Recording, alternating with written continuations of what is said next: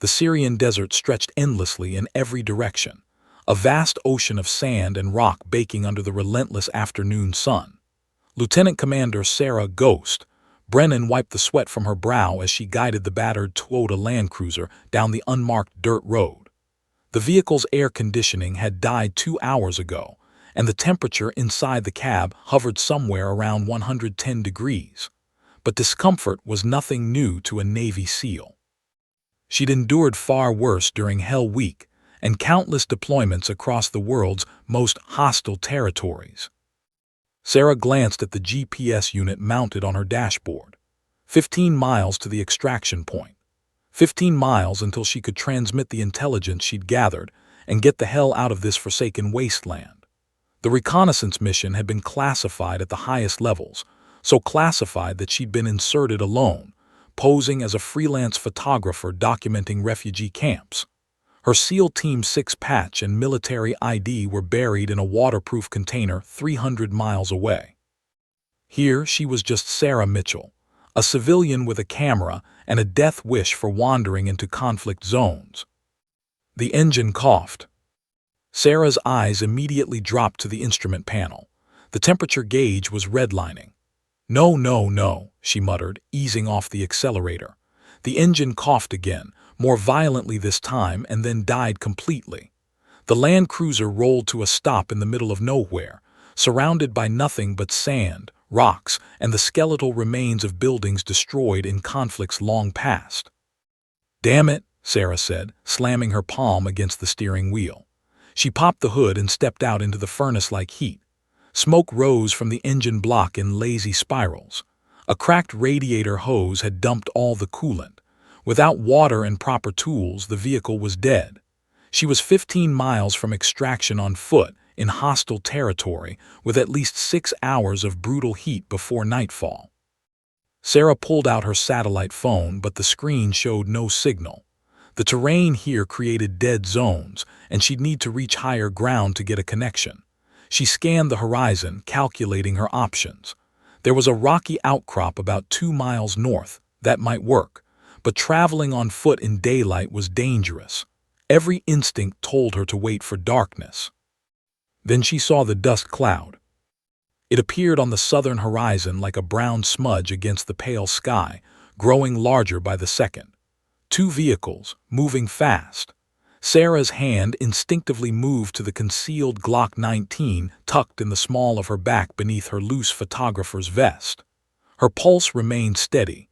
Years of training had taught her to control the adrenaline, to channel it rather than let it control her. She had maybe 90 seconds before they arrived. Sarah made a split-second decision. She removed the Glock and hid it inside the Land Cruiser's air vent, then scattered her cover story around the vehicle, camera equipment, press credentials, maps marked with refugee camp locations. If these were locals, maybe they'd help. If they were militia or worse, she needed to appear harmless, vulnerable, and most importantly, valuable alive. The vehicle skidded to a stop 30 yards away, kicking up clouds of dust that obscured them briefly. When the dust settled, Sarah's heart sank. 2 modified pickup trucks, the kind favored by mercenary groups and militias. 11 men emerged, all armed with AK-47s and various sidearms. They wore mismatched tactical gear, not military, not quite civilian. Private contractors or opportunistic thugs. Either way, bad news. Their leader was impossible to miss. He stood about 6'4" with a shaved head, a jagged scar running from his left eye to his jaw, and the cold, calculating eyes of a predator. He wore desert camouflage pants and a black tactical vest bristling with ammunition magazines. A Russian-made pistol hung from his hip. "Well, well," he said in accented English, his voice like gravel. "What do we have here, boys?"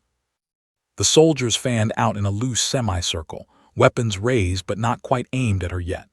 Sarah raised her hand slowly, deliberately, letting her face show fear. Inside, her mind was already working. 11 hostiles, various weapons. Leader is right-handed based on holster placement. 2 soldiers on the left show poor muzzle discipline, fingers on triggers, anxious. The young one in the back has his safety still engaged. 3 obvious exits, but all covered. vehicles positioned to block retreat. "Please," Sarah said, letting her voice shake slightly. "I'm just a photographer. My car broke down." The leader approached, his boots crunching on the gravel. He looked her up and down with the assessment of someone who dealt in human trafficking before. "Photographer? Out here? Alone?" He laughed, and his men joined in nervously. "You are either very brave or very stupid, woman." "The refugee camps," Sarah said, gesturing weakly toward her scattered equipment. "I'm documenting conditions for international press. I have credentials." "I don't care about your papers," the man interrupted. He turned to his men and spoke rapidly in Russian. Sarah understood every word. Language training was part of SEAL qualification, but she kept her face blank. He was telling them to search her vehicle and bind her hands. They would take her to their compound and contact various groups to see who would pay the most for a Western hostage. A soldier with a patchy beard grabbed her roughly by the arm. "Move," he grunted. Sarah stumbled, playing the part of a terrified civilian. Another soldier zip-tied her wrists in front of her. Amateurs, she thought. Hands in front gave her options. Hands behind the back would have been smarter. They threw her gear into one of the trucks and shoved Sarah into the back of the second vehicle, sandwiched between two soldiers who reeked of sweat and cigarettes. The leader, she heard them call him Kozlov, climbed into the passenger seat and turned to look at her. "Do you have family?" he asked with a cruel smile. "Someone who will pay to see you again?"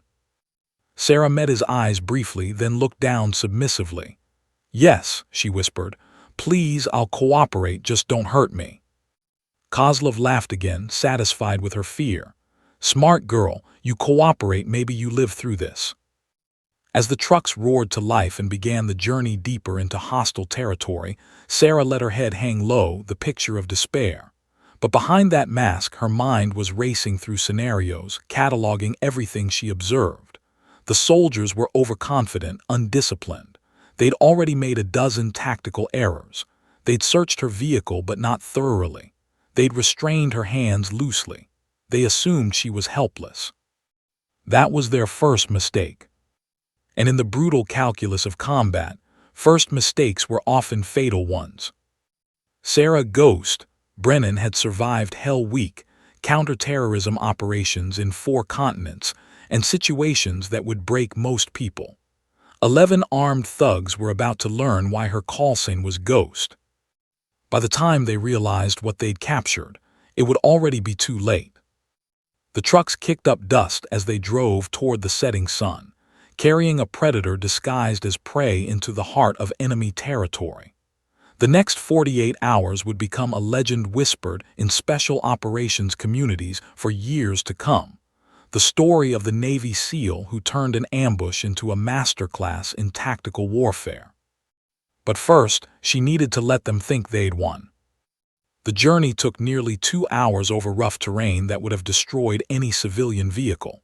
Sarah kept her head down, but her eyes were constantly moving, memorizing every landmark, every turn, every detail that might help her find her way back. The sun was beginning its descent toward the horizon, painting the desert in shades of orange and gold. In different circumstances, it might have been beautiful.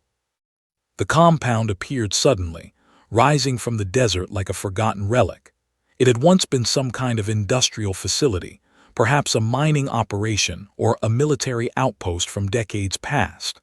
Now it was a crumbling collection of concrete buildings surrounded by a deteriorating chain-link fence topped with rusted razor wire. Guard towers stood at 2 corners, though only one appeared occupied. Sarah noted the weak points immediately. The northeastern section of fence sagged badly, the western building had a partially collapsed roof, and the main gate hung crooked on broken hinges. The trucks rolled through the gate and stopped in a central courtyard. Kozlov barked orders in Russian, and his men hauled Sarah out of the vehicle. Her feet hit the dusty ground, and she stumbled deliberately, letting them think she was weaker than she was. A soldier with a scarred face grabbed her arm and dragged her toward the largest building. "Careful with the merchandise, Yuri," Kozlov called out with dark amusement. Damaged goods bring less money. The interior of the building was marginally cooler than outside, but not by much. Exposed pipes ran along cracked walls, and the smell of mold and decay hung in the stale air. They pushed Sarah down a narrow corridor lined with doors, most hanging open to reveal empty rooms filled with debris. At the end of the hall, Yuri shoved her into a storage room barely 10 feet square. The room contained a metal shelf unit, some empty crates, and a barred window set high in the wall. A single bare bulb hung from the ceiling, currently unlit. Sarah's trained eyes immediately began cataloging everything. The window bars looked old, possibly loose. The door was solid, but the lock mechanism was basic. The shelf unit could be dismantled for makeshift weapons or tools. "Stay quiet and maybe you see tomorrow," Yuri said in broken English before slamming the door. She heard a key turn in the lock, followed by retreating footsteps. Sarah stood motionless for a full minute, listening. The compound was coming alive with activity, men talking, laughing, the clatter of weapons being stacked, the sound of a generator starting up somewhere. She counted at least 9 distinct voices, which matched what she'd seen. Kozlov and his 10 soldiers made 11 total. The odds weren't great, but she'd trained for worse scenarios. Moving to the door, she pressed her ear against the cracked wood. The voices were clearer now. 2 men were arguing about guard duty in Russian. Another voice, Kozlov's, was on a satellite phone, speaking in hushed tones. Sarah strained to hear. "Yes, American, female, maybe late 20s, photographer credentials but could be intelligence. I want 50,000 minimum, 48 hours, fine, but the price goes up if I have to keep her longer, feeding costs, you understand." Sarah's jaw tightened. They were already shopping her around to the highest bidder. 48 hours meant she had less than 2 days before this situation went from bad to catastrophic. Once they moved her from this location, escape would become exponentially more difficult. She examined her zip-tie restraints. They'd used cheap ones, probably from a hardware store rather than proper tactical flex cuffs. Amateur hour, but she needed something sharp or abrasive to cut through them. Her hands went to her hair, carefully searching. There, the hairpin she'd modified months ago during a training exercise. It was disguised as a regular bobby pin but was actually high-tensile steel with a sharpened tip. She'd carried it on every mission since, a habit that was about to pay off. Working slowly and methodically, Sarah positioned the hairpin between her teeth and used her bound hands to manipulate it. After several minutes of careful effort, she managed to wedge the sharpened end against the plastic zip tie. It would take time, maybe hours, but she could cut through it eventually. For now, she left it in place, maintaining the appearance of being properly restrained. The window was next.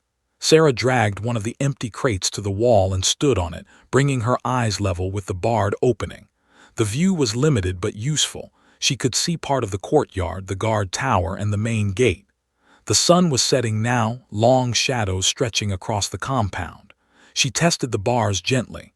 The middle one definitely had give. Years of desert heat and cold had weakened the concrete around it. Footsteps approached her door again. Sarah quickly stepped down from the crate and moved to the center of the room, head bowed, the picture of a defeated prisoner. The door opened, and a young soldier entered carrying a plastic bottle of water. This wasn't Yuri or any of the others who'd captured her. This was someone new, younger, maybe early 20s, with sandy hair and nervous eyes. He set the water down on the floor near her feet, keeping his distance. "Drink," he said quietly. His accent was different from the others, Eastern European, possibly Ukrainian or Belarusian. "Thank you," Sarah said softly, her voice trembling. She made no move toward the water, keeping her eyes downcast. "What's your name?"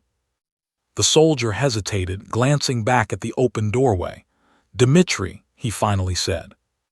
"Dmitri," Sarah repeated gently. "You seem different from the others. How did you end up here?" His face tightened with something like shame. "Is not your concern."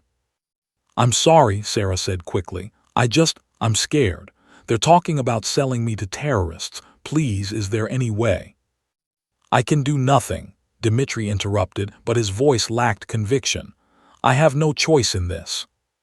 Everyone has choices, Sarah said, looking up to meet his eyes. Every single day we choose who we want to be.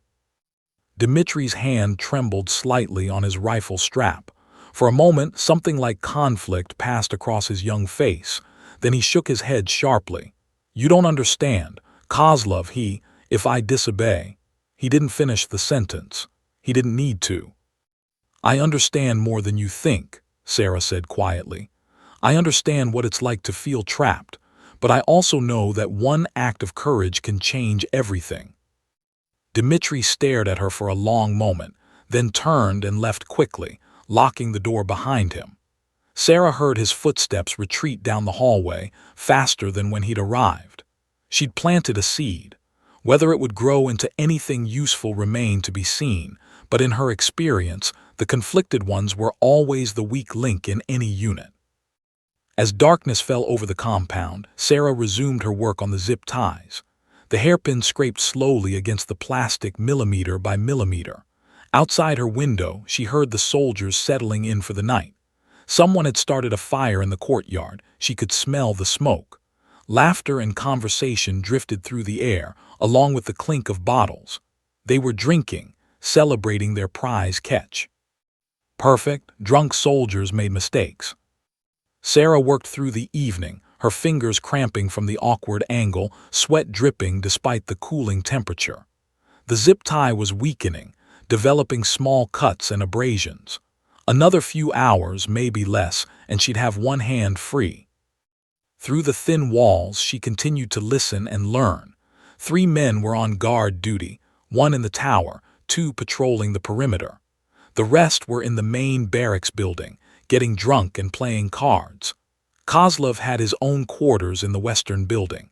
The armory was somewhere in the southern structure, but she'd need to explore to find the exact location. At around 10 o'clock, the compound quieted down. The fire in the courtyard was doused. The drunken laughter faded to occasional murmurs.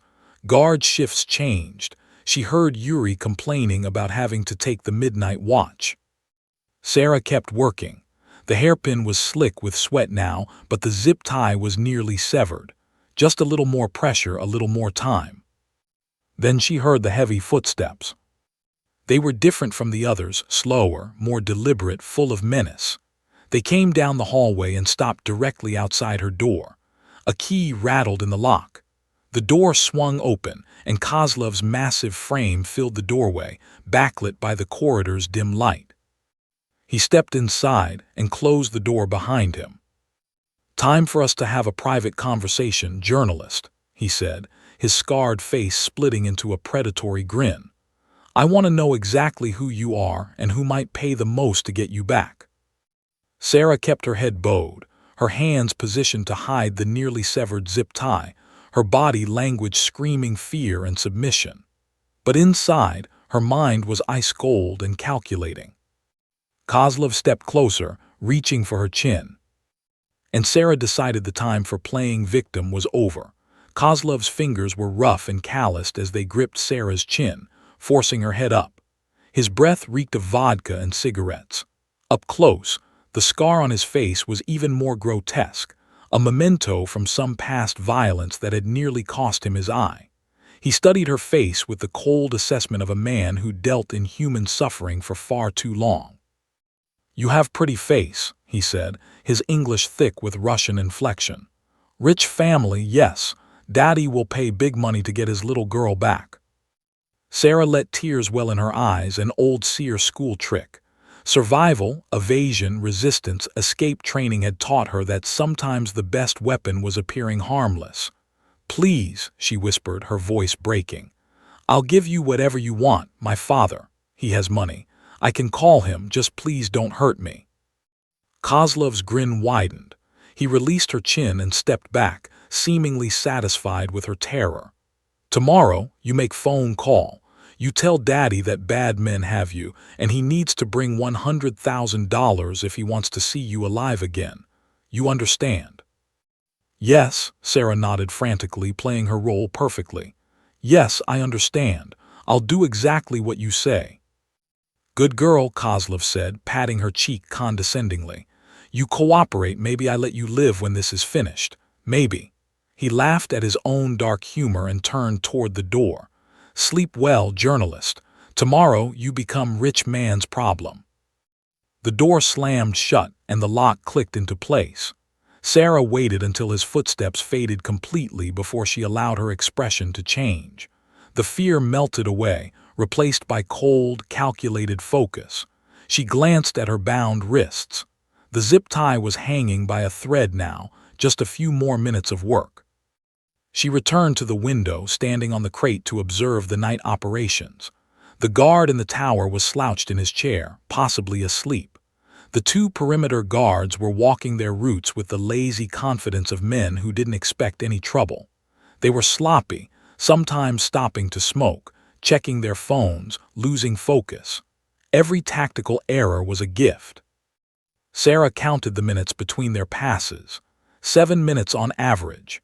More than enough time to move between buildings if she could get out of this room. But she needed more information first. She needed to understand the full layout, know where the weapons were stored, identify the best escape routes, and figure out which vehicles might still be operational. The temperature had dropped significantly with nightfall. The desert did that, scorching during the day, frigid at night. Sarah felt the chill through her thin photographer's vest, but she used it to stay alert.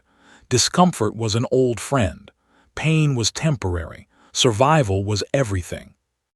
She resumed working on the zip tie, and finally, with a satisfying snap, her right hand came free. The plastic restraint fell to the floor. Sarah quickly massaged her wrists, restoring circulation, then examined the damaged zip tie. She kept it nearby. She could slip her hands back in if someone came to check on her, maintaining the illusion of captivity. Now for the window bar. Sarah climbed back onto the crate and gripped the middle bar with both hands. She tested it gently at first, then with increasing pressure. The concrete crumbled slightly around the base. Decades of thermal expansion and contraction had done their work. With enough force and time, she could work it loose. But not tonight. The metal on concrete grinding would alert the guards. She'd need a distraction or wait for a noisier moment. Footsteps approached again, lighter this time, more hesitant. Sarah quickly positioned the zip tie around her wrists to appear bound and stepped down from the crate. The door opened, and Dmitri entered with another bottle of water and what looked like a piece of flatbread. "Thought you might be hungry," he said quietly, setting the meager meal on the floor. His eyes wouldn't meet hers. "Thank you, Dmitri," Sarah said softly. "You're kind, that's rare in a place like this." He shifted uncomfortably, his hand resting on his rifle. "It's just food, nothing more." "It's more than that," Sarah insisted gently. "You didn't have to bring me anything. Kozlov didn't order you to. You chose to do something decent." She paused, then added, "How long have you been with them?" Dmitri's jaw tightened. 6 months, maybe 7 now. "That's not very long," Sarah observed. "You're not like them, I can see it. The way you carry yourself, the way you speak, you had a different life before this." "You don't know anything about me," Dmitri said, but his voice lacked conviction. "I know you're afraid of Kozlov," Sarah said, her tone gentle but direct. "I know you didn't choose this life freely. And I know that somewhere inside you still have a conscience. That's why you're here right now, bringing me food when no one asked you to." Dmitri's face flushed with emotion, anger, shame, perhaps hope. "My family. Kozlov has connections in my country. If I run, if I disobey, they will suffer. You think I want to be here. You think I want to do these things." Sarah's expression softened genuinely. She understood coercion, understood how criminal organizations held power over good people through fear and leverage. "I'm sorry," she said quietly. "That's an impossible situation. But Dmitri, what happens when they sell me to terrorists? What happens when someone like me dies because you stood by and did nothing? How do you live with that?" "I don't have a choice." Dmitri's voice rose, then he caught himself, glancing nervously at the doorway. He lowered his voice to an urgent whisper. "You don't understand what these men do to people who cross them. Kozlov, he is monster. Last month, one of our own tried to leave. They found pieces of him scattered across 20 miles of desert. Then help me stop him, Sarah said, leaning forward slightly. Help me escape. I have resources, connections. I can protect you and your family. I can get you somewhere safe where Kozlov can never reach you. Dmitri laughed bitterly. You are prisoner tied up helpless. How can you help anyone? You will be sold to Al-Qaeda or ISIS and then you will disappear like all the others. This is reality. Sarah held his gaze steadily. Dmitri, I need you to listen to me very carefully. I'm not who they think I am.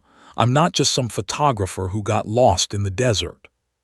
What do you mean? Dmitri asked, confusion crossing his face.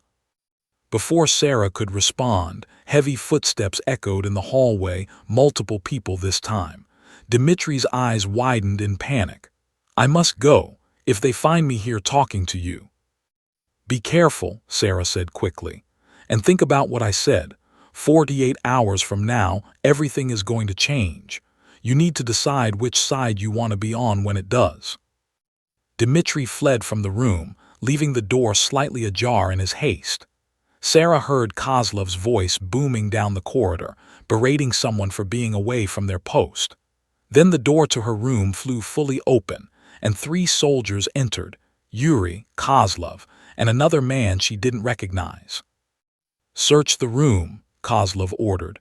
I want to make sure our guest hasn't been hiding anything. Sarah's heart rate increased slightly, but her breathing remained controlled. The zip tie was loosely around her wrists, held in place by careful positioning. The hairpin was tucked back in her hair. She'd left no obvious evidence of her preparations. Yuri kicked over the crates, examined the shelf unit, and even looked out the window, but the darkness concealed the disturbed concrete around the loose bar. The 3rd soldier checked the corners and under debris. They found nothing. She's clean, Yuri reported. Kozlov nodded slowly, his eyes never leaving Sarah. Good. Tomorrow morning she makes the phone call. After that we wait for the money. If Daddy doesn't pay. He drew a finger across his throat in a universal gesture. Anyone gives her food or water without my permission, they answer to me. Understood. The soldiers nodded and filed out.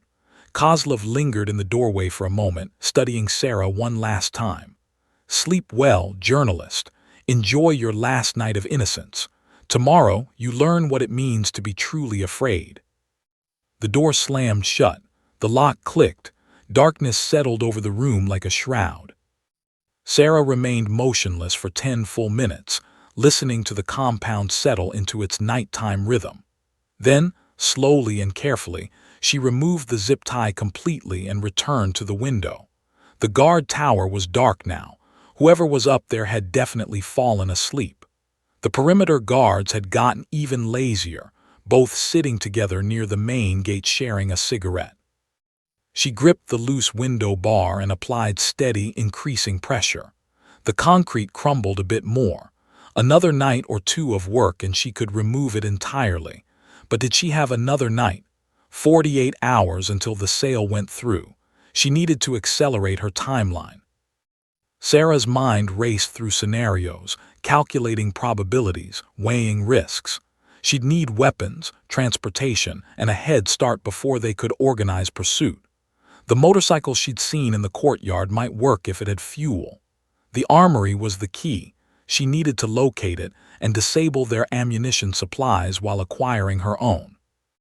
And there was Dmitri. The kid was conflicted, trapped, desperate. He could be an asset or a liability. Either way, she'd planted enough seeds of doubt. If the opportunity presented itself, he might be useful. Sarah spent the next several hours in silent preparation.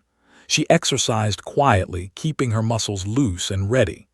She mentally rehearsed combat scenarios, visualizing each movement, each strike, each tactical decision. She reviewed everything she'd observed, guard patterns, weapon types, building layouts, personality profiles. By 2 a.m., the compound was silent except for the occasional cough from a guard or the rustle of wind through broken fences. Sarah was ready. Her hands were free. Her mind was clear. Her body was primed.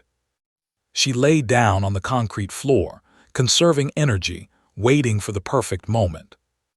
And that's when she heard them, those heavy, deliberate footsteps returning down the hallway. Kozlov was coming back. The door lock rattled. This time, Sarah didn't wait for him to make the first move. The door swung open and Kozlov stepped inside, alone this time. His massive frame blocked most of the light from the corridor. He was swaying slightly. More vodka, Sarah noted. Drunk men made predictable mistakes, and predictable was exactly what she needed. Change of plans, journalist, Kozlov slurred, closing the door behind him. I think maybe we have some fun first before I make phone call to your daddy. You understand? Sarah remained on the floor, her hands positioned behind her back as if still bound. Her breathing was controlled, measured. Every muscle in her body was coiled and ready, but she showed only fear. Please, she whimpered. Please don't. Kozlov laughed, unbuckling his belt. Your begging makes it better. He took a step closer, then another, his guard completely down. This close, Sarah could smell the alcohol on him, see the glaze in his eyes. He reached down to grab her by the hair. Sarah exploded into motion. Her right leg swept up in a devastating arc, the heel of her boot connecting with Kozlov's knee with a sickening crack. He howled in pain and stumbled backward. Before he could recover, Sarah sprang to her feet and drove her palm straight directly into his throat, a precision hit that crushed his windpipe just enough to silence him without killing him. Kozlov's eyes bulged in shock and pain. He tried to reach for the pistol at his hip, but Sarah was already moving. She executed a textbook disarming technique, grip, twist, strip, and the weapon was in her hands within 2 seconds. She reversed it and slammed the grip into his temple. Kozlov dropped to his knees, dazed and gasping for air. You should have asked better questions, Sarah whispered, her voice cold as winter steel. She struck him again, this time at the base of his skull. Kozlov collapsed face first onto the concrete floor, unconscious. Sarah's hands moved with practiced efficiency. She stripped him of his knife, spare magazines, radio, and keys. The knife went into her boot, the magazines into her vest pockets, the radio she clipped to her belt. She checked Kozlov's pulse, still alive, just unconscious. Good. She wasn't here to rack up a body count. She was here to survive and escape. She dragged his body to the corner of the room and zip-tied his hands behind his back using his own restraints from his tactical vest. She stuffed a rag into his mouth and secured it with his own bandana. He'd wake up eventually, but by then she'd be long gone. Sarah moved to the door and pressed her ear against it. Silence in the corridor. She slowly turned the handle and eased the door open, the pistol up and ready. The hallway was empty, dimly lit by a single bulb halfway down. Left led to the main entrance. Right led deeper into the building toward where she'd heard the generators earlier, which meant power supplies and possibly the armory. She went right, moving like her call sign suggested, a ghost. Every step was deliberate, weight distributed to avoid creaking floorboards. She stayed close to the walls where floors were strongest and quietest. Years of close-quarters battle training had made these movements second nature.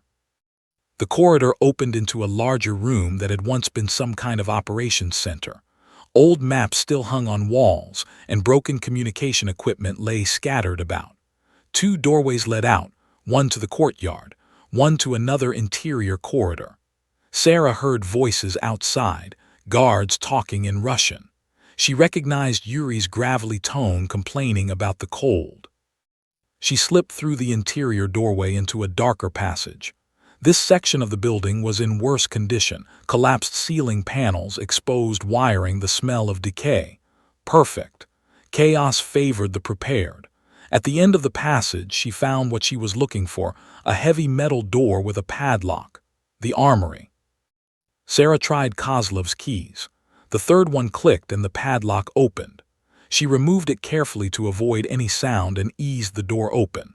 Inside was a treasure trove, AK-47s mounted on racks, Ammunition boxes stacked along the walls, grenades, flashbangs, even what looked like an RPG launcher.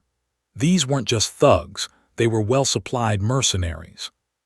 She grabbed an AK-47, checked the action, smooth and well-maintained, then loaded a fresh magazine.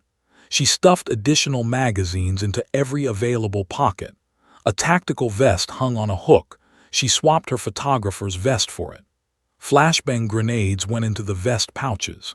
She grabbed a tactical knife and secured it to her belt opposite the radio. Then Sarah did something that would pay dividends later. She removed the firing pins from every other rifle in the armory and pocketed them. When Kozlov's men came here for weapons, half of them would find useless hunks of metal. Confusion and delay would multiply her advantages. She was about to leave when she heard it, footsteps approaching from the direction she'd come, multiple people moving fast. Someone shouted in Russian, "Kozlov isn't responding on radio, check his position." Sarah's jaw tightened. They discovered something was wrong faster than she'd hoped. She had maybe 30 seconds before they found Kozlov and raised the alarm. She needed to move, needed to get outside and create distance before the entire compound mobilized. She slipped out of the armory and moved toward the courtyard exit, but voices were closing in from both directions now. She was about to be trapped in a corridor with limited maneuver room. Then she saw it, a partially collapsed section of ceiling creating an opening to the second floor. It wasn't pretty, but it was an exit. Sarah slung the rifle across her back and climbed, using broken concrete and exposed rebar as handholds. The structure groaned under her weight but held. She pulled herself onto the second floor just as soldiers burst into the corridor below. "The armory is open," one shouted. "Find her," another screamed. "She can't have gone far." Sarah moved quickly across the debris-strewn second floor, heading toward the exterior wall. She found a window, the glass long since shattered, and looked out. A 15-foot drop to the ground, but there was a pile of old sandbags below that would break her fall. Behind her, she heard boots pounding up a stairwell. No time for hesitation. Sarah jumped. She hit the sandbags and rolled, absorbing the impact across her shoulders and back exactly as she'd been trained. Pain flared in her left ankle, not broken, just twisted, but adrenaline pushed it aside. She came up in a combat crouch, rifle ready. 2 guards were rounding the corner of the building. They saw her and raised their weapons, but Sarah was faster. 3-round burst, center mass, first guard down. Pivot, second burst, second guard dropped his weapon and fell. She'd aimed for non-lethal shots when possible, but in combat, survival came first. An alarm suddenly pierced the night, a hand-cranked siren that someone was desperately spinning. Lights flicked on throughout the compound. Shouts erupted from multiple buildings. The entire hornet's nest was awake now. Sarah sprinted toward the courtyard where she'd seen the vehicles. The motorcycle was still there, an old dirt bike, battered but functional. She checked the ignition. No key. Of course not. Gunfire erupted behind her. Rounds sparked off the concrete wall beside her head. Sarah dropped behind a metal barrel and returned fire, controlled bursts, forcing the shooters to take cover. She counted 4 hostiles, maybe 5, spreading out to flank her position. She needed that motorcycle operational, and she needed it now. Sarah's hands went to the ignition wiring. Hot wiring vehicles had been part of her training. You never knew when you'd need to commandeer transportation in hostile territory. She pulled the wires loose and began stripping insulation with her teeth, working frantically while bullets whined overhead. A soldier emerged from behind the guard tower, rifle raised. Sarah couldn't get a shot off in time. She braced for impact. And the soldier suddenly jerked and fell, a red bloom spreading across his shoulder. Sarah spun to see Dmitri, 30 yards away, his rifle still smoking. Their eyes met for a split second. The young man's face was white with terror and decision. He just crossed a line he could never uncross. "Go," Dmitri shouted at her. "Just go." Sarah touched the exposed wires together. The motorcycle engine sputtered, coughed, and roared to life. She threw her leg over the seat just as more soldiers poured into the courtyard. Yuri was screaming orders, organizing a defensive formation. The motorcycle's tires kicked up dust as Sarah accelerated toward the main gate. A soldier tried to block her path, but she swerved around him, clipping his leg with the bike's rear end. He went down hard. The gate was ahead, rusted, damaged, but still an obstacle. Sarah shifted her weight and gunned the throttle. The motorcycle hit the gate at 30 miles per hour. The old hinges gave way with a screaming metallic shriek, and she burst through into the open desert. Behind her, the compound erupted in chaos. Engines roared as soldiers scrambled to pursue. Muzzle flashes lit up the night. Bullets zipped past her head, and one round punched through the motorcycle's rear fender with a metallic clang. Sarah leaned low over the handlebars, coaxing every bit of speed from the aging engine. The desert stretched out before her, dark and vast. No lights, no roads, just instinct and memory. She'd memorized the route they'd taken to bring her here. If she could just maintain her lead for a few miles, lose them in the darkness, she could circle back toward her original extraction point. The motorcycle bounced over rough terrain, jarring her injured ankle with each impact. Behind her, headlights appeared, the two trucks from earlier, loaded with angry soldiers hungry for revenge. Sarah glanced at the fuel gauge. Half a tank, maybe 20 miles if she was lucky. The extraction point was 15 miles away, but she'd have to take an indirect route to lose her pursuers. That meant 30 miles minimum, probably more. The math wasn't good. But Sarah Ghost, Brennan hadn't survived Hell Week, multiple deployments, and countless impossible situations by accepting bad math. She'd survived by making her own odds. She twisted the throttle to maximum and disappeared into the darkness, 11 soldiers pursuing one Navy SEAL across the Syrian desert. The hunt was on. The desert night was a blur of darkness and adrenaline. Sarah pushed the motorcycle to its limits, the engine screaming in protest as she navigated by starlight and instinct. Behind her, the headlights of the two pursuit trucks bounced and weaved across the terrain, sometimes disappearing behind dunes only to reappear closer than before. They knew this territory better than she did, and their vehicles were faster on open ground. But Sarah hadn't survived as a Navy SEAL by fighting fair. She angled toward a rocky outcrop she'd spotted during the drive to the compound, a cluster of large boulders and broken terrain that would favor a single person on foot over vehicles. The motorcycle's fuel gauge was dropping rapidly. She had maybe 10 miles left and she was still 25 miles from extraction. The math was simple. She couldn't outrun them. She had to outthink them. The rocks loomed ahead, dark shapes against the starlit sky. Sarah killed the motorcycle's headlight, plunging herself into darkness but making her harder to track. She relied on memory and peripheral vision, steering between obstacles by instinct. Behind her, the trucks were closing the gap, their drivers overconfident in their superior firepower and numbers. Sarah reached the rocks and ditched the motorcycle, letting it crash into a shallow ravine where it would be hidden from immediate view. She grabbed her rifle and scrambled up the rocks, finding a position with good cover and clear sightlines.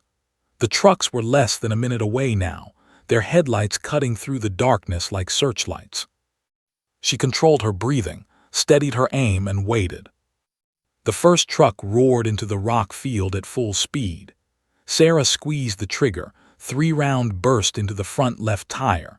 The tire exploded with a satisfying bang, and the truck swerved violently, crashing into a boulder with a crunch of metal. 4 soldiers tumbled out, disoriented and cursing. The second truck slammed on its brakes, stopping short. The remaining soldiers piled out, using their vehicle as cover. Sarah counted 7 hostiles still operational. Kozlov wasn't among them. He was probably still unconscious back at the compound. These were Yuri and his crew, and they were angry. "Fan out," Yuri shouted in Russian. She's in the rocks, flank her position. Sarah smiled coldly in the darkness. They were thinking like conventional soldiers, overwhelming force, standard tactical formations. But she was thinking like a guerrilla fighter. This wasn't their kill box, it was hers. She'd already moved from her firing position, circling around to their flank. The soldiers were spreading out, rifles raised, using their weapon lights to search the rocks. The lights made them perfect targets. Sarah crept up behind the rightmost soldier, a heavy-set man breathing hard from the chase. She struck him in the back of the head with her rifle butt. He dropped silently. 1 down, 6 to go. "Mikhail, report," Yuri called out. Silence answered him. "Mikhail." Sarah was already moving again, flowing through the darkness like water, using every shadow, every sound of wind to mask her movement. 2 more soldiers were advancing together, covering each other poorly. She pulled a flashbang from her vest, counted to 3, and threw it between them. The explosion of light and sound in the desert night was devastating. Both soldiers stumbled, blinded and deafened. Sarah moved in fast, disarmed the first with a knife hand strike to his wrist, then swept his legs. The second turned toward her, firing blindly. Rounds sparked off rocks, but Sarah was already dropping low. She kicked his knee, heard it pop, and he went down screaming. 3 down, 4 to go. "She's a professional," someone shouted in panicked Russian. "She's not just a photographer." "I don't care what she is," Yuri roared. "Kill her." The remaining 4 soldiers converged on her last known position, firing in controlled bursts. But Sarah wasn't there anymore. She'd climbed higher into the rocks, gaining the high ground. From her elevated position, she could see all of them: Yuri near the truck, 2 soldiers advancing through the center, one hanging back to provide covering fire. Sarah aimed carefully at the covering fire soldier. She didn't want to kill unless absolutely necessary, but she needed to thin their numbers. She targeted his rifle, a difficult shot in darkness. She exhaled slowly and squeezed the trigger. The bullet struck his weapon, shattering the receiver and sending fragments into his hands. He dropped it with a scream. The 2 center soldiers opened fire on her muzzle flash, but Sarah had already repositioned. She circled wide, using the terrain like a chessboard, always 3 moves ahead. She found the injured soldier stumbling toward the truck, cradling his bleeding hands. She struck him from behind, another clean knockout. 5 down, 3 to go. But the remaining 3 were the most dangerous. Yuri was barking orders, and the other 2 were responding with professional discipline. They'd stopped using their weapon lights and were moving in coordinated bounds, one moving while the other covered. These weren't just thugs, they had military training. Sarah needed to change tactics. She pulled her last flashbang and threw it toward the truck, then immediately moved in the opposite direction. The explosion drew their attention, and she used those precious seconds to flank around to their 6 o'clock position. She caught one soldier in the open, transitioning between cover points. "Stop," she commanded in Russian, her rifle trained on his center mass. The soldier froze, then slowly raised his hands. "Drop your weapon and lie face down." He complied, and Sarah zip-tied his hands with restraints from her vest. 6 down, 2 to go. Yuri and one remaining soldier had taken cover behind the disabled truck. "You're dead," Yuri shouted. "You hear me? You're a dead woman." "I've heard that before," Sarah called back, her voice calm and controlled. "It didn't work out well for them either." "Who are you?" Yuri demanded. There was something new in his voice now, not just anger but fear. "What are you?" Sarah moved silently around the perimeter, forcing them to split their attention. "Wrong question, Yuri. You should be asking yourself, how do I get out of this alive?" The last soldier with Yuri made a mistake. He broke cover to get a better angle, and Sarah was ready. She fired, not to kill but to wound. The round caught him in the shoulder, spinning him around. He dropped his rifle and fell behind a rock, clutching his wound. 7 down, 1 to go. Just Yuri now, alone behind the truck, his confidence shattered. Sarah could hear his ragged breathing, smell his fear on the wind. She'd broken their unit, shattered their morale, turned their ambush into her victory. And she'd done it with minimal lethal force, a testament to her training and discipline. "Yuri," Sarah called out, "you have one chance. Throw out your weapons and surrender. If you make me come get you, it won't end well." For a long moment there was silence. Then she heard the clatter of weapons hitting rock, a rifle, then a pistol, then a knife. Yuri stood slowly, hands raised high, his face pale in the starlight. "Who are you?" he whispered as Sarah emerged from the shadows, her rifle trained on him. Sarah's eyes were cold as winter steel. "I'm the woman who just took down 7 armed soldiers in 10 minutes. I'm the woman you should never have underestimated." She gestured with her rifle. "On your knees, hands behind your head." As Yuri complied, his expression shifted from fear to horrified realization. The precision of her movements, the tactical expertise, the way she dismantled their entire unit, it all added up to one impossible conclusion. "You're military," he breathed, "special forces, but that means the compound, Kozlov, is probably awake by now and very, very angry," Sarah finished. She checked her watch. She'd been gone from the compound for 40 minutes. They'd be organizing a larger search party, bringing more men, better equipment. She needed to move. She secured Yuri with zip ties and checked on the wounded. The soldier she'd shot in the shoulder would survive. The round had passed through cleanly. She used a medical kit from the truck to bandage him, her SEAL training kicking in. Even enemies deserved basic medical care. Sarah grabbed water bottles from the truck and drank deeply. She was dehydrated, exhausted, and her ankle throbbed with every step. But she was alive, and she just reduced Kozlov's force by more than half. She climbed into the functional truck. The engine was still running, and checked the fuel gauge. 3/4 full, enough to reach extraction with room to spare. She could leave now, complete her mission, call in the cavalry. But Sarah hesitated, her hand on the gear shift. Back at that compound were intelligence materials, communication equipment, information about terrorist networks that could save lives. And there was Dmitri, the kid who'd chosen to help her at the risk of his own life. The tactical decision was clear: leave now, survive, complete the mission. But Sarah Ghost, Brennan hadn't become a Navy SEAL by taking the easy path. She shifted the truck into gear and turned it around, not toward extraction, but back toward the compound. She had unfinished business, and she had the advantage now. Kozlov and his remaining soldiers thought she was running. They had no idea she was about to walk back through their front door. The hunter had become the hunted. Now it was time to finish the hunt. The compound was ablaze with activity when Sarah drove the captured truck back through the shattered gate. Floodlights had been rigged up, powered by the generators, casting harsh shadows across the courtyard. The remaining soldiers, Kozlov and 3 others who'd stayed behind, were scrambling to organize, shouting orders, preparing for a siege they thought was coming from outside. They never expected her to drive straight back in.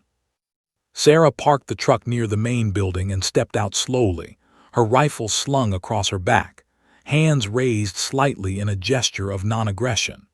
The sudden appearance of their own vehicle returning confused them for a critical few seconds, long enough for Sarah to assess the situation. Kozlov stood near the guard tower, a bandage wrapped around his head from where she'd struck him. His face was a mask of rage and pain. 2 soldiers flanked him, weapons raised. A 4th was on the radio, probably trying to reach the pursuit team that would never respond. "Looking for Yuri," Sarah called out, her voice carrying clearly across the courtyard. "He's tied up at the moment, along with the rest of your men." Kozlov's eyes widened in disbelief. "Impossible, you're 1 woman." "And you're 11 men who made a very bad mistake," Sarah interrupted, taking a step forward. "Well, 4 men now, simple math." The soldier on the radio lowered it slowly, his face pale. "Boss, no one's responding. Not Yuri, not Mikhail, not anyone." Kozlov's scarred face twisted with fury and dawning comprehension. "Who are you?" he demanded, raising his pistol. "Tell me who you are." The other soldiers moved to surround her, forming a loose circle. Sarah stopped in the center of the courtyard, completely exposed, seemingly helpless once again. But her posture was different now, relaxed, confident, deadly. The facade of the terrified photographer had completely vanished. "You had your chance to ask that question 18 hours ago," Sarah said calmly. "Before you zip-tied my hands, before you threw me in that room, before you made the fatal mistake of assuming I was helpless."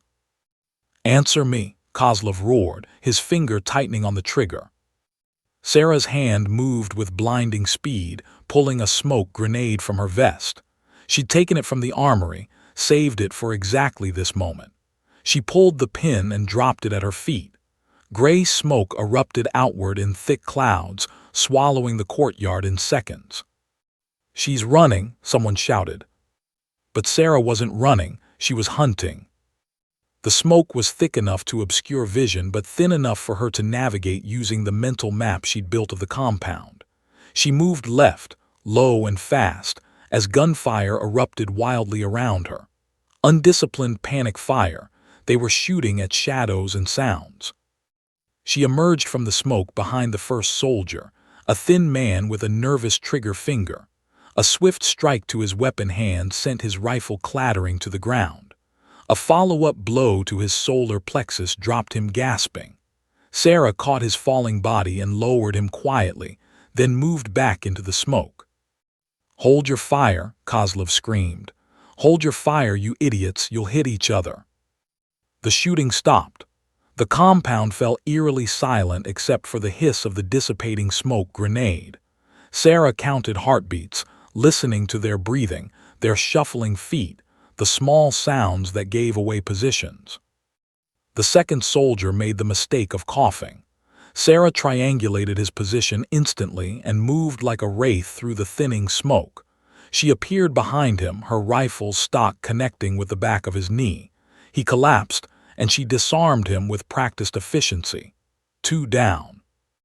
The smoke was clearing now, revealing Sarah standing in the center of the courtyard again. 2 soldiers unconscious at her feet. Kozlov and 1 remaining soldier.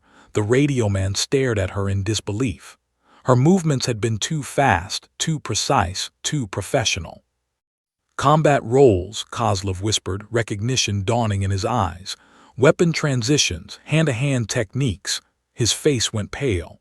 No, that's not possible." Sarah unslung her rifle in one fluid motion, chambering a round. The sound echoed across the silent compound like a death knell. "You're finally asking the right questions, Kozlov." The radio man's hands were shaking, his rifle wavering between pointing at Sarah and dropping to the ground. She moved like Spec Ops, like the Americans on the training videos.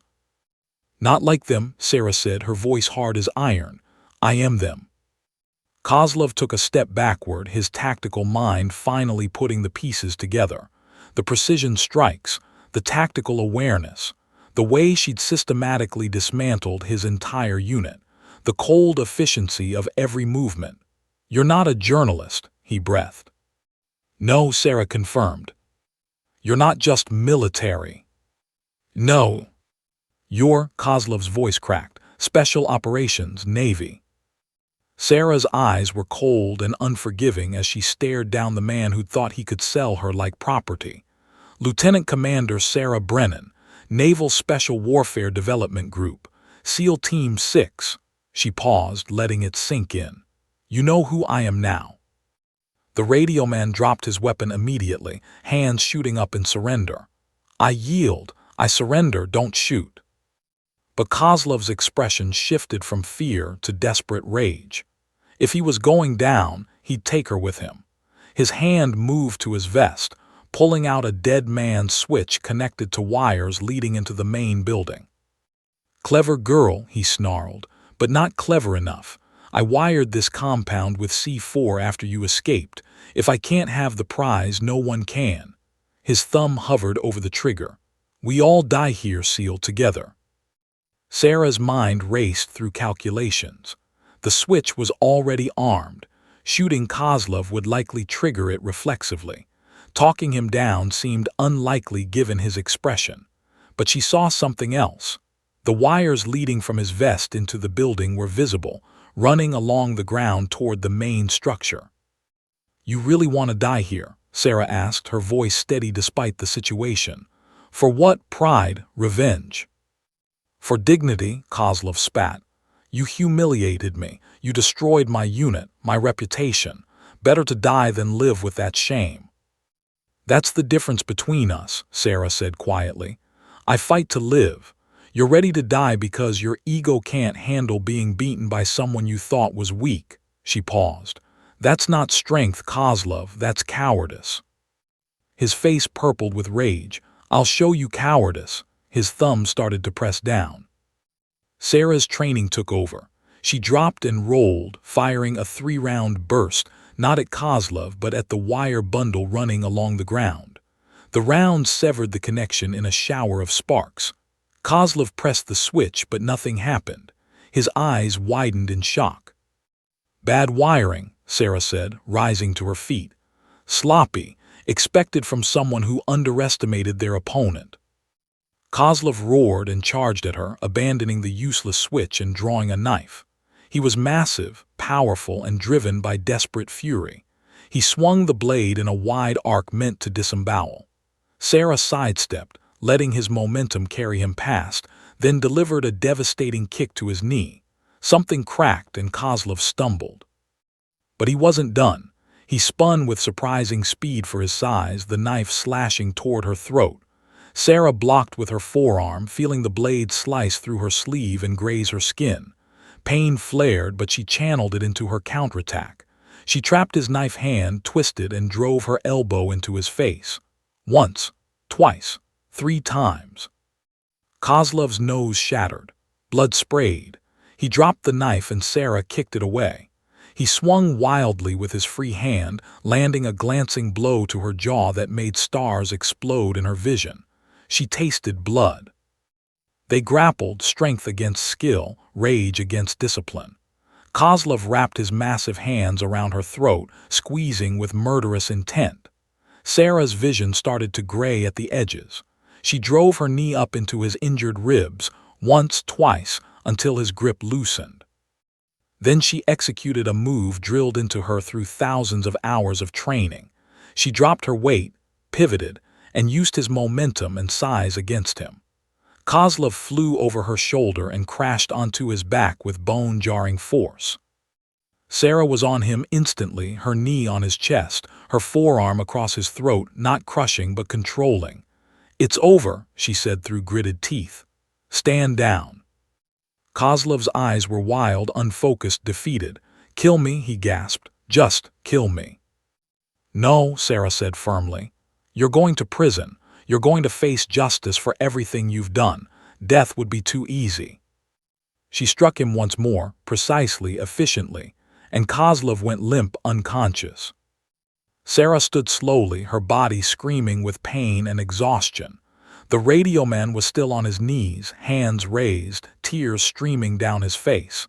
"Please," he whimpered. "I was just following orders."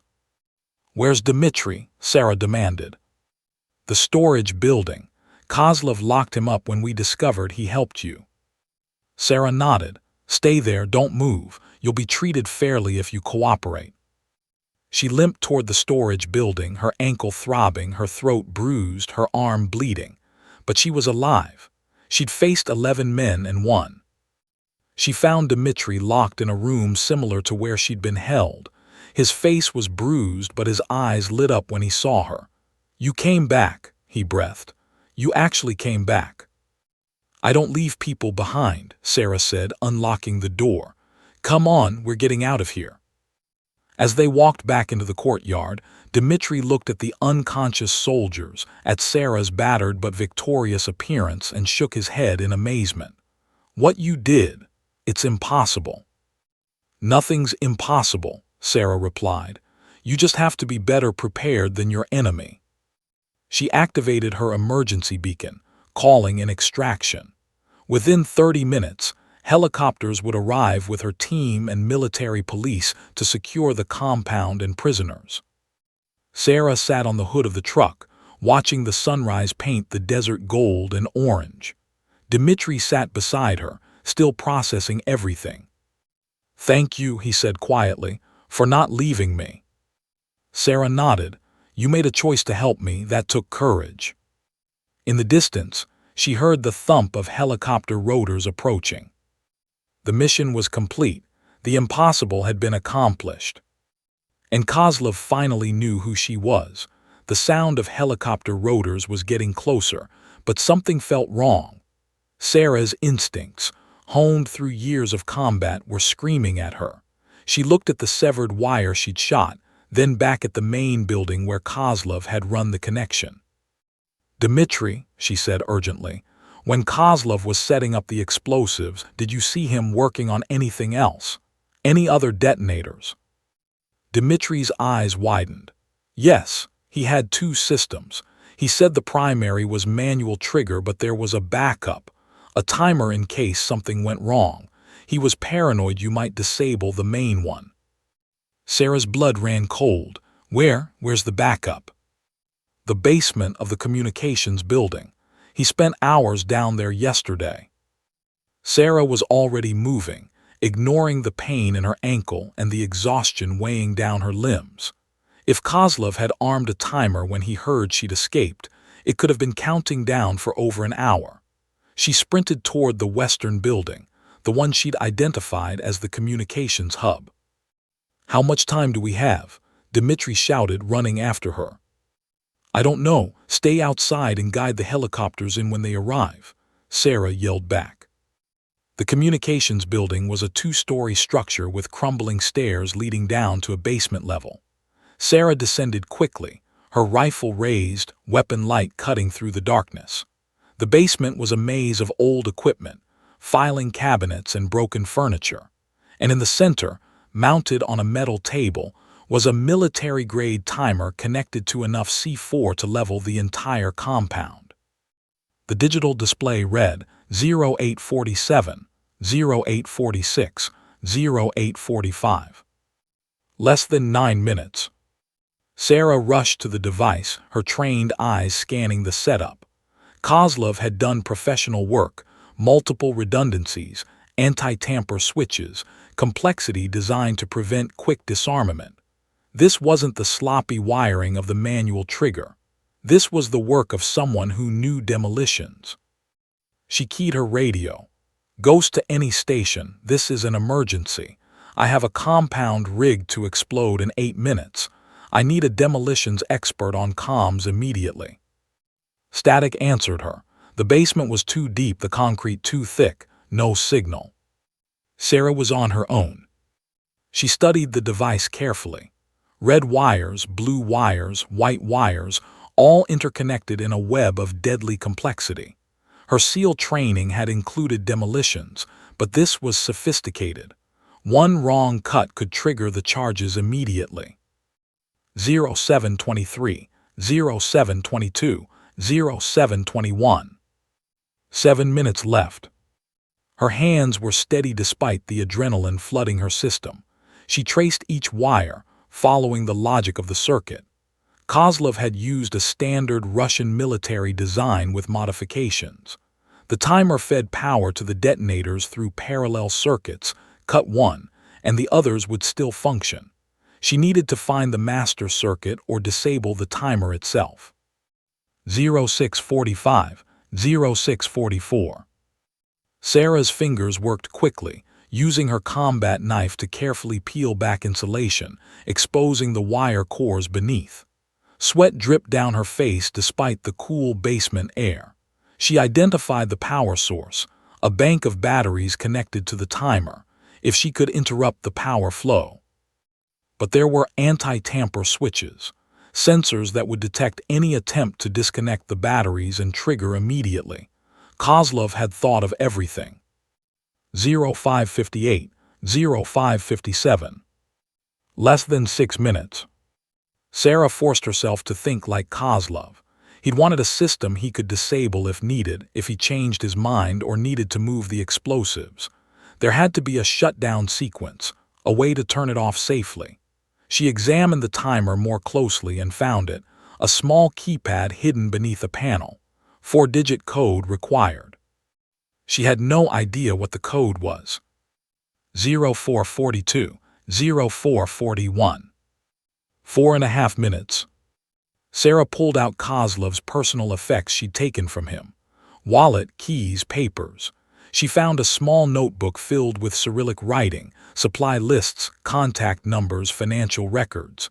And there on the last page, written in what looked like dried blood, 1917. The Russian Revolution. Of course, Kozlov was nothing if not predictable in his nationalism. Sarah entered the code, 1917. The timer beeped, error flashed on the screen. She had 2 more attempts before the anti-tamper system would trigger. 0355, 0354. Sarah's mind raced. What else would Kozlov use? She thought back to their confrontations, his personality, his scars. He'd mentioned a war in Chechnya, bragged about his unit. The Second Chechen War had started in 1999. She entered 1999. Error. 1 attempt left. The next mistake would kill her instantly. 0312, 0311. 3 minutes. Sarah closed her eyes, forcing herself to calm down, to think clearly. Kozlov was prideful, violent, but also superstitious. She'd noticed he wore a chain around his neck. She'd seen it when they fought. Orthodox cross with a date engraved on it. She visualized the fight, the moment when his shirt had torn. 0714. July 14th. It had to be. Maybe his birth date, maybe the date of some personal significance. She entered the code with trembling fingers. 0714. The timer beeped 3 times. The display changed. DISARMED appeared in green letters. The countdown stopped at 0247. Sarah let out a breath she didn't know she'd been holding and slumped against the table. Her hands were shaking now, the adrenaline crash hitting hard. She'd been 167 seconds away from death. But she wasn't done yet. The building above still held critical intelligence, documents, communication logs, contacts with terrorist organizations. Everything she'd been sent to gather. She couldn't let it be lost.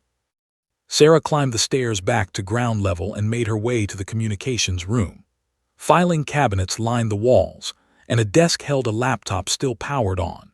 She grabbed a backpack from a dead drop in the corner and began stuffing it with documents, maps marked with routes and safe houses, ledgers showing arms deals, photographs of meetings with known terrorist leaders.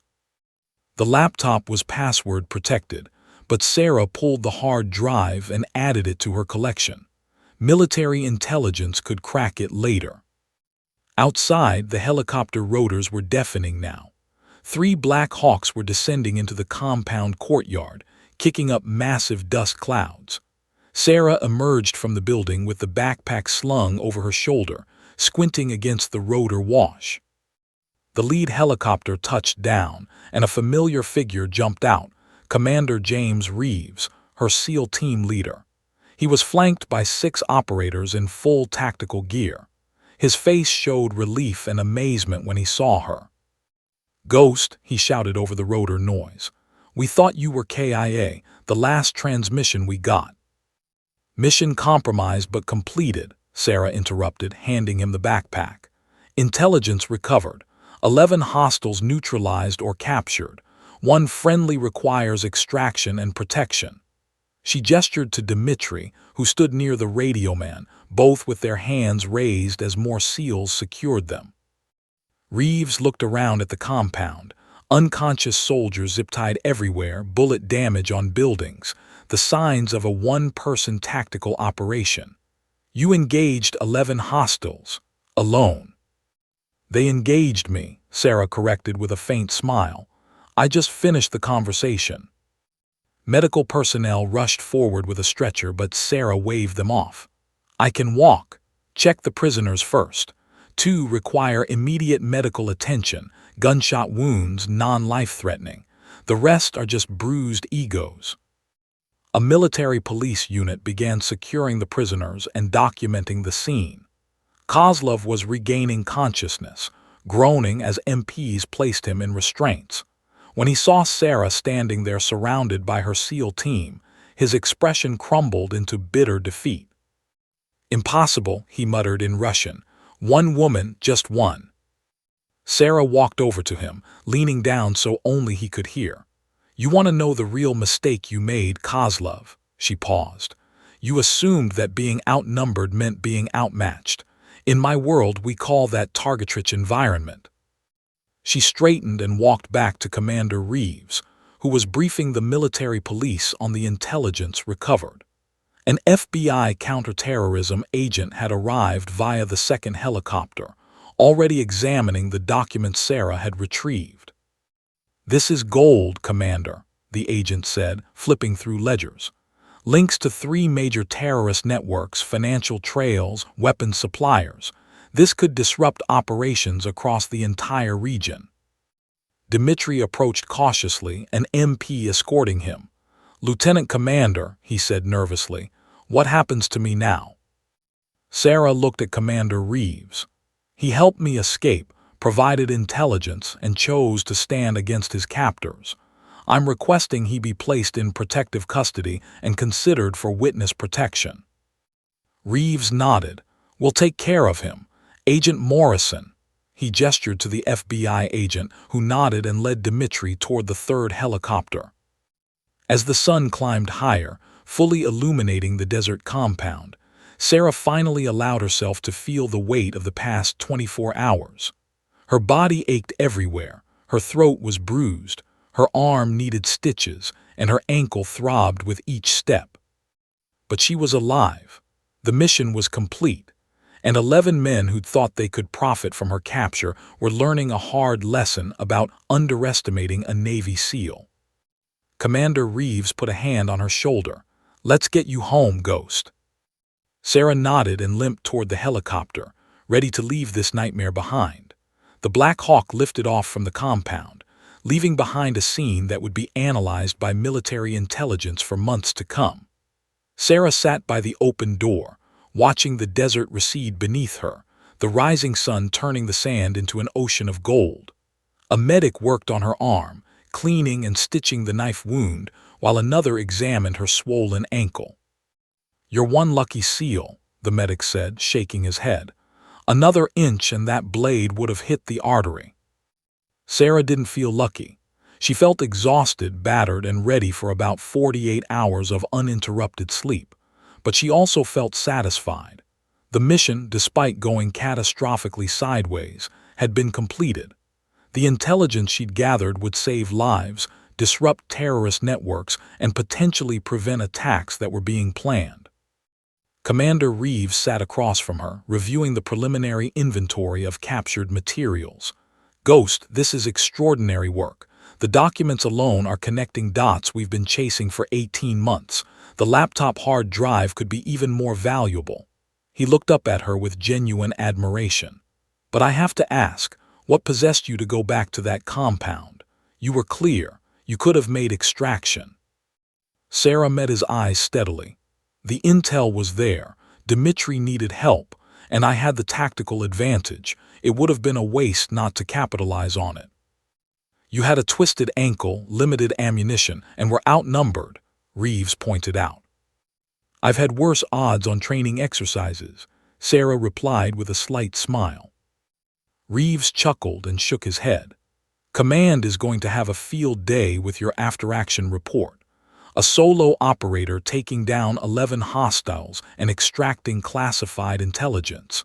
They're either going to give you a medal or never let you out of their sight again." The helicopter banked toward the extraction point, where a C-130 transport was waiting to take them back to the naval base in Qatar. The flight would take several hours, giving Sarah time to rest and begin processing everything that had happened. As they transferred to the C-130, she noticed the other SEALs giving her looks, respect mixed with awe. Word had already spread through the unit about what she'd accomplished. Lieutenant Crash Morrison, one of the team's veterans, approached her as she settled into the webbed seating. "Ghost, I've been doing this for 12 years, he said quietly. "I've never seen anything like what you pulled off back there. 11 against 1 and you walked out with prisoners and intel. That's legendary stuff." Sarah shifted uncomfortably. She'd never been one for attention or praise. "I did what the situation required. Any of you would have done the same." "Maybe," Crash conceded, "but most of us would have just focused on survival and extraction. You turned a hostage situation into an offensive operation. That takes a special kind of crazy," he grinned. "The good kind." The C-130's engines roared to life, and the massive aircraft began its takeoff run. Sarah closed her eyes, letting the vibrations and engine noise wash over her. Within minutes, she was asleep, the deep, dreamless sleep of complete physical and mental exhaustion. She woke 8 hours later as they approached the naval base. The sun was setting again, painting the sky in brilliant oranges and purples. Her body had stiffened during the flight, every muscle screaming in protest as she moved. The medic had wrapped her ankle in a proper compression bandage, and the stitches in her arm pulled slightly as she stretched. The debriefing began immediately upon landing. Sarah was escorted to a secure conference room where a tribunal of senior officers waited. Her commanding officer, Captain Richard Hayes, an admiral from Naval Special Warfare Command, intelligence analysts, and representatives from the FBI and CIA. For 3 hours, Sarah recounted every detail of her mission. The vehicle breakdown, the capture, the compound layout, her assessment of the enemy, the escape, the tactical decisions she'd made. She left nothing out, including her choice to return to the compound rather than proceed directly to extraction. The intelligence analysts were particularly interested in the documents she'd recovered. Lieutenant Commander Brennan, one CIA analyst said, spreading photographs across the table, "These documents show meetings between Kozlov's group and operatives from 3 separate terrorist organizations.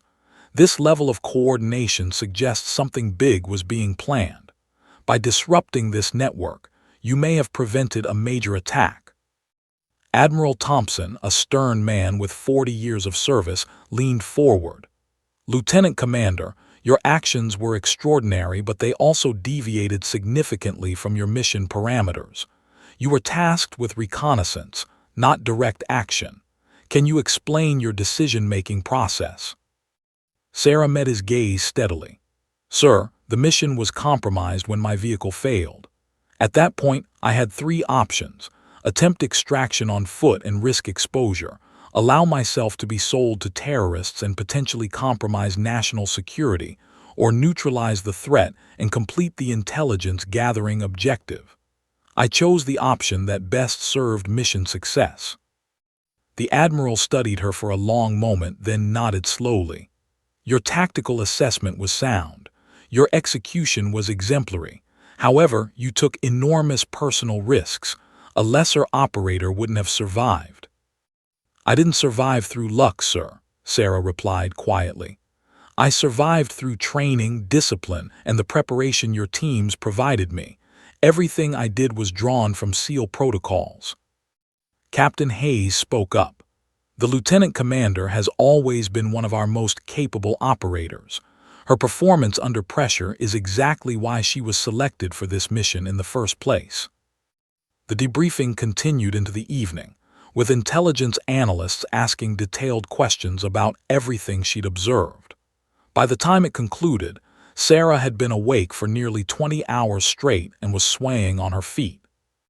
"Get some rest, Lieutenant Commander," Admiral Thompson said. "We'll reconvene tomorrow to discuss recognition and your next assignment." Sarah saluted and limped out of the conference room. Commander Reeves was waiting in the corridor with a sympathetic expression. "Come on, Ghost. Let's get you to medical for a proper checkup, then food and a real bed."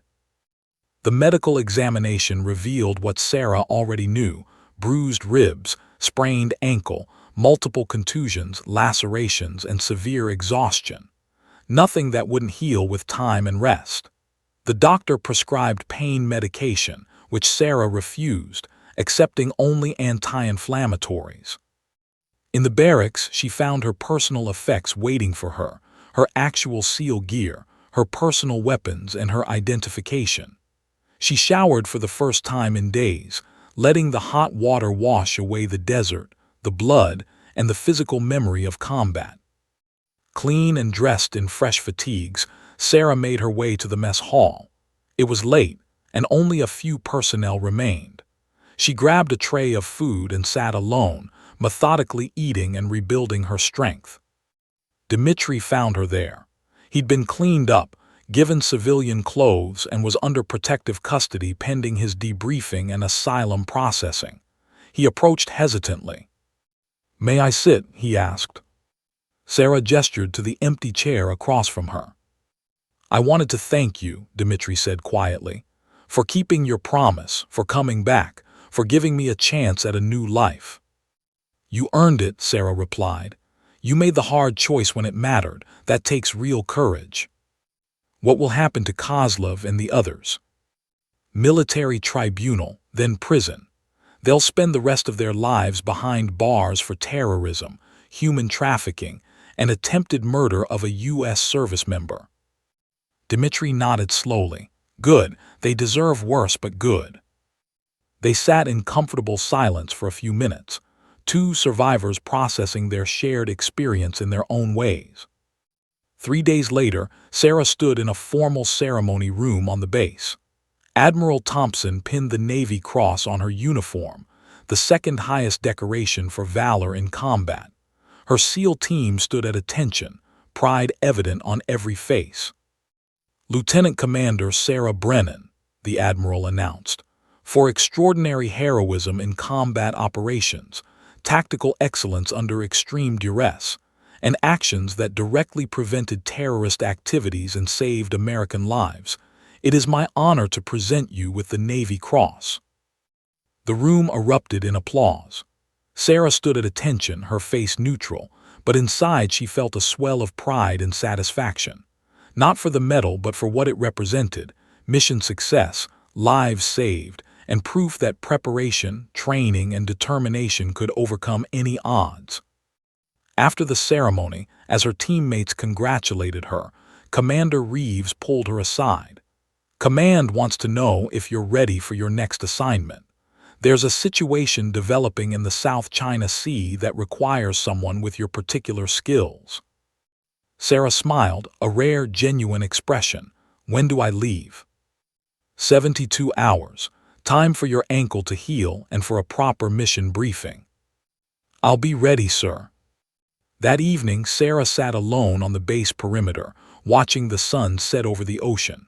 She thought about the past week, the fear, the violence, the impossible odds. She thought about the 11 men who'd underestimated her and paid the price for their assumptions. In special operations communities across the military, her story was already spreading. The SEAL who'd been captured and turned the tables. The operator who'd defeated 11 hostiles alone. Ghost, the legend was growing. But Sarah wasn't interested in legends or fame. She was interested in the mission, in protecting her country, in being ready for whatever came next. Her satellite phone buzzed with a message from Dmitri, starting new life in America. Forever grateful. Stay safe, warrior. Sarah smiled and pocketed the phone. She stood, tested her healing ankle, and walked back toward the barracks. In 72 hours, she'd be wheels up on another mission, facing new challenges, new threats. And she'd be ready. Because that's what Navy SEALs did. They adapted, they overcame, and they never, ever quit. Sarah Ghost Brennan disappeared into the night, already preparing mentally for the next operation. The 11 soldiers had learned their lesson too late. The next enemy wouldn't make the same mistake.